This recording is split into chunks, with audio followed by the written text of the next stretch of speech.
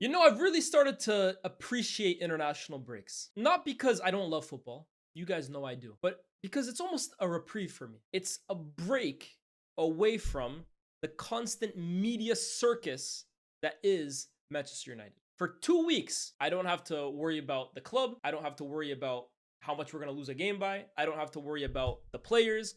I don't have to worry about the manager. I don't have to worry about any of that. For 2 weeks of that international break, my mind can focus elsewhere. I'm free. Which is why today's news has really annoyed me. More so than even just the quotes. It's really annoyed me because I'm on break right now. This is my vacation. Man United's on international break. The players are on international break. The countries are on international. I'm on international break as well too. I should not be talking about Man United for these 2 weeks. I almost feel like, you're on a work trip, right? You put your 2 weeks in, right? I'm going to take put my holiday time in now. And you're on a beach, shades on. I don't know. You're in the sun. You're chilling. You're enjoying your break. And then your boss calls you and says, where did you put those papers? I'm looking for the papers while you're away and I can't seem to find them. Do you remember where exactly? Go call someone else and ask them. Seriously, don't ask me. Do not ask me. I'm on break. That's how I feel right now. Why? 3 days international break, am I still reading Man United news? And from none other than Sir Jim Ratcliffe. Sir Jim Ratcliffe. Sir Jim Ratcliffe, man. What a guy. What a guy. Seriously, what an unbelievable guy he is. Sir Jim Ratcliffe on Ruben Amorim. He has not had the best of seasons. You can say that again. Ruben needs to demonstrate he is a great coach over 3 years. That's where I would be. Well, if Sir Jim Ratcliffe's mission was to piss me off this international break, congratulations. Mission accomplished. I'm ticked off right now, man. I'm ticked off right now. Ruben Amorim needs to demonstrate he's a great coach over 3 years. Guys, his contract isn't even 3 years. He signed on a 2.5-year contract. 3 years. He needs to demonstrate how good of a coach he is over 3 years. 3. I sound like Mourinho right now. 3. You know what 30 means? 3 for me? 3 years. Is this a sick practical joke? Am I going crazy? Am I the crazy one here? Let's keep reading. The press, sometimes I don't understand. They want overnight success. They think it's a light switch. You flick a switch and it's all going to be roses tomorrow. The silly press, man. The silly press. What are they thinking? Do they think that it takes weeks and months to make a football team better? Psh, silly press, man. Do you think in 1 year, your coach should have won back-to-back games? What are these guys smoking, man? What are the press smoking? What do they know about football? Anyone knows it takes 3 years to win more than double digits in the Premier League, right? It takes more than 3 years to win more than 10 Premier League games. There's almost 100 games in that period, but it takes 3 years, man. What the hell are the press smoking, man? You can't run a club like Man United on knee-jerk reactions to some journalist who goes off on one every week. How can you run Man United then, Sir Jim Ratcliffe? Can you run it by firing every single person that is employed by the club on a whim? Can you run Man United by giving a manager a new contract and then firing him 3 months later? Can you run Man United by chasing a sporting director from a rival club for months on end, then eventually buying him out of that contract, giving him a new contract at the club, and then firing him after 4 months? Is that how you run a club like Man United, Jim Ratcliffe? Is it? It's good to know that a guy that has practically failed at every football team that he's ever owned is now all of a sudden the expert on how to run football clubs. Good to know, Jim Ratcliffe, because clearly at Nice, you showed what it takes to run a football club successfully. And clearly at Man United, you're doing a damn good job of that as well too. It's not over though. Sir Jim has more. I remember the pressures that were calling for Sir Alex Ferguson's sacking in his first 2 years. Look at Arteta of Arsenal. He faced a tough time in his first 2 years. We have to be patient and look at the results in the long term. These are almost the words that if someone on social media or someone in my YouTube comments, some optimistic match-going fan that, I don't know, he doesn't really look too much into in-depth statistics and stuff like that, or really look at data across a period of time, but really just kind of goes with his emotion and goes with his heart and doesn't like seeing people sacked. I would expect that and almost accept that kind of response from a fan. Seriously, fans are allowed to dream. Fans are allowed to be optimistic. Who am I to stop you? By all means, if you want to give Amorim time because of what Alex Ferguson did 40 years ago or what Arteta did with Arsenal, be my guest. When the owner of the second biggest football club financially in the world, according to Forbes, comes out and tells me this shit, that the decision making that he does is based on gut feelings and what happened 40 years ago with Sir Alex Ferguson, that's when we have a problem. Ladies and gentlemen, we are cooked. We are cooked under this guy. From today, I am removing the magnifying glass I have on Ruben Amorim. I'm removing it. Look, do I think he's the right man for the job? No, I don't. Do I think he's going to turn it around? No, I don't. Do I think you're crazy if you still think he's the guy to do it? Yes, I do. But from today onwards, he is no longer my main focus at Man United. Because as far as I'm concerned, he has shown everybody what he is.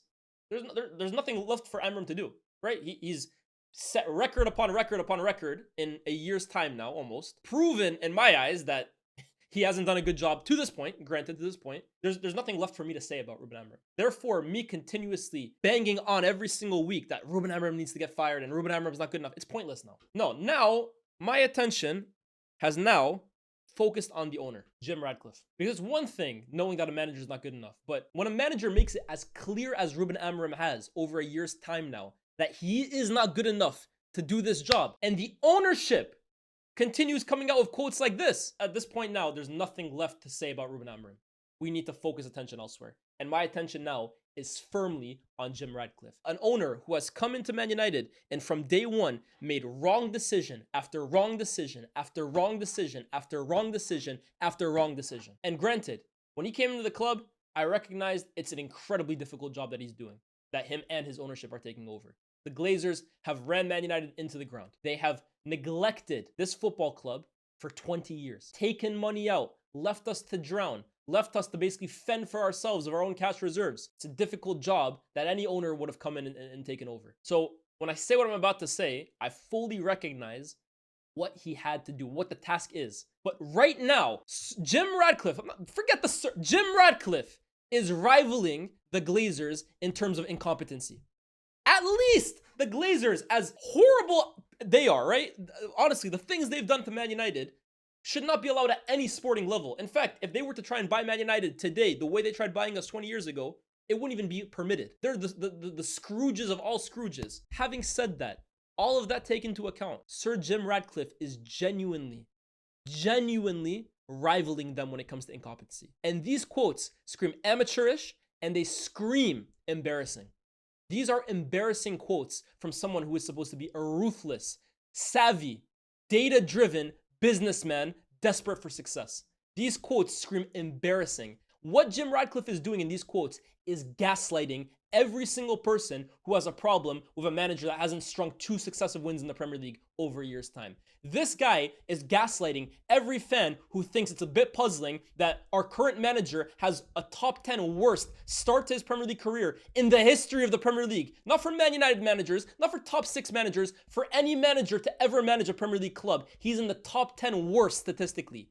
But we're, as he says so eloquently, we are wanting overnight success. We think it's a light switch. We just want knee-jerk reactions. That's us. Sir Jim Ratcliffe, he has, he has the foresight to see that there's a rainbow over the storm. What are we thinking? What are we thinking criticizing or being pessimistic about a manager that has delivered failure upon failure upon failure over a year's time? What are we thinking? Honestly, how can anybody read Jim Ratcliffe's quotes, even if you rate Ruben Amorim, and seriously feel comfortable with this guy as your owner? How? This is the main decision maker at the club. So much so that he says he will not fire Ruben Amorim, and even the Glazers will not tell him to. Basically to say Amorim is safe. He's safe, bro. It has to go disastrously wrong. It's already gone wrong. It's got to go preposterously wrong for this guy to take action on Amorim. And let me make this very clear as well too, before I get people in the comments inevitably saying, what do you expect the owner to say about the manager? He's not going to say Ruben Amorim has to get... Obviously, right? I have no issue, no issue whatsoever with an owner coming out and publicly supporting his manager. No issue whatsoever. I would expect him to do it. I wouldn't blink if he came out and said, look, it's been a difficult season, but we fully trust Ruben Amorim and we will continue backing him for the future. Whatever. I wouldn't have an issue with that. No issue whatsoever. To come out with the quotes that Ratcliffe has instead, almost like, oh, you guys just aren't seeing the vision like us, honestly. You guys, you simpletons, can only see the losses. We can foresee the future success. You guys are the slow ones. We actually, trust me, we know something you don't. That's effectively what's coming out of these quotes. You guys weren't around back when Sir Alex was strong. Shut up, man, seriously, about Sir Alex. When I hear quotes comparing now to Sir Alex Ferguson or, oh, this goalkeeper situation is like that. We're in 2025. Don't talk to me about Sir Alex. Sir Alex built this football club into the 90s and 2000s of the success that we had. That time and place is over, right? What? So should every manager we hired post Sir Alex then, we should have given them 3 to 4 to 5 years because he got it. How can you feel comfortable with this ownership? And this is the point I've gotten to now, right? Eventually Amorim's gonna get fired. He can talk all this talk, right? Amorim will make his position untenable in my eyes. For me, it's only a matter of time. This is a manager that has literally said even the Pope cannot make him change. And now it makes sense, by the way, right? Ruben Amorim's basically insistence on sticking to his guns and not changing makes so much more sense when you hear the way his owner talks. For me now, it is crystal clear that Sir Jim Ratcliffe has told Ruben Amorim countless times, listen, man, it's not going well at the moment. I'm not going to lie to you here, but keep going at it. You have our faith. We believe in you. This project believes in you. You have my blessing, basically. Listen to the way Ruben Amorim talks in press conferences. This guy's got his feet kicked up with a cigar in his mouth and shades on half the time. He knows he's not getting fired. He came in one time, they asked him, what was your meeting about? And he said, oh, they want to give me a new contract. Half joking, but like at this point, damn it, who knows? Who knows of this guy? Seriously, who knows? Your guess is as good as mine. He has made Amorim feel comfortable, bro. Comfortable. And I've gotten to a point now with his ownership, seriously, where again, I'm past Amorim now. Because like I said, I think Amorim eventually, the job will become untenable. When you hear Man United legends start to question the manager, that's when you know it got dark, right? Because these former legends that we have, they stick with managers. Rooney, Neville, Rio, all these guys, right? They stick by managers. They never want to come out and criticize the manager. When you even see them start to come out and doubt his methods and doubt his results, that's when you know eventually this is going to go belly up.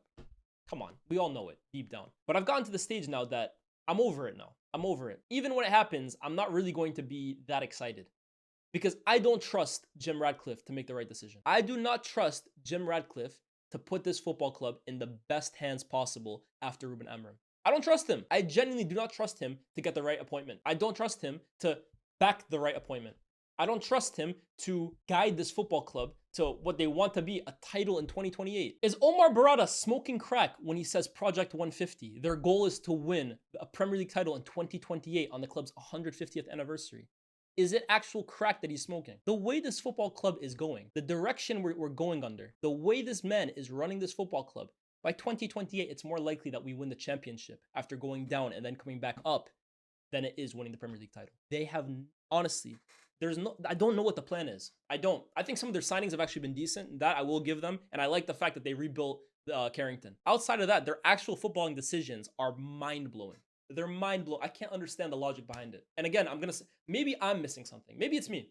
Maybe it's me. Maybe I am missing something that is screaming out to me in the mirror with Ruben Amorim. Maybe I am. Maybe Sir Jim Ratcliffe, the great manager who's taken Nice to such exhilarating heights in his career, and now Man United, he's returning them to their... Maybe he can see something that the rest of us cannot see. Maybe. I don't buy it. These quotes are an embarrassment. They are an embarrassment in the way he's aiming it at the press. But there's a large section of the fans that feel the exact same way about overnight success. No Man United fan is delusional enough to ask Ruben Amorim to win Man United the Premier League or even finish in the Champions League. Most Man United fans would not even have had that as their expectation. That's not the expectation of the club. So to insult everybody by pretending that we're impatient, we're quick trigger, we're knee jerk, and we just want instant success is insulting to the fans. Insulting to the fans, even fans that continue going to the game and chanting this guy's name, even though many of them do not actually believe in his ability to turn it around. And he disguises it as the press. For me, it's disgusting. Honestly, these quotes have ruined my week. Because it's one thing having a terrible player. Player goes. It's one thing having an underperforming manager. The manager will go. But when your owner, no one's going to fire the owner. Who's going to fire the owner? He's here. He's here to stay. When your owner is coming out and talking like this, that's when you know it's dark. And ladies and gentlemen, it is very, very dark at the moment. I'm nervous. I'm nervous for the remainder. For me, this season, honestly, feels like a write-off. And we're halfway through October. I don't expect Ruben Amorim to get fired anytime soon. So honestly, I'm going to talk about his tactics in game when the games happen. I'll praise him. I'll criticize him. But now for me, saying Amorim has to go, sack Amorim... How can you believe it? I'm done. There's no point anymore. Because I'm trying to convince fans. I'm trying to get fans to see it from my point of view. Forget the fans. The owner is who I need to be talking to. Someone get me in a room with Jim Ratcliffe and allow me to seriously have a conversation with this guy. This quote right here is something, ladies and gentlemen, that my good friend Liban on SDS went on a podcast and tried defending Ten Hag with. They would have wanted Sir Alex Ferguson fired in 1986. Mikel Arteta, look what these are like Twitter arguments. They're Twitter narratives. No, Ratcliffe can't tell us why Amorim has failed to win back-to-back games in a year's time. Ratcliffe can't tell us why Amorim has a worse win rate than 95% of Premier League managers ever. No, Ratcliffe can't tell us why Amorim completely neglects central progression through midfield. No, Amorim can't tell us why he doesn't play any of the academy players, even though Ratcliffe claims that the academy is important at Man United. He can't explain any of that, right? He can't. But he can't explain to us that in 1980, whenever, Sir Alex Ferguson was nearly fired before a game against Nottingham Forest. That he can tell us. That he can tell. Thank you, Radcliffe, for the history lesson. Thank you for telling us that Arteta was at Arsenal and he faced a tough time in his first 2 years. There's so many managers that have been at big clubs and in 2 years they struggled and they got fired. But take the one example, the one exception to the rule as to why Amorim is going to work out. Go ahead and do that. Seriously. Go ahead and do it. Your owner, not mine. This guy is weird. Wow. It's dark, bro. It's dark. I'll see you guys soon. Peace.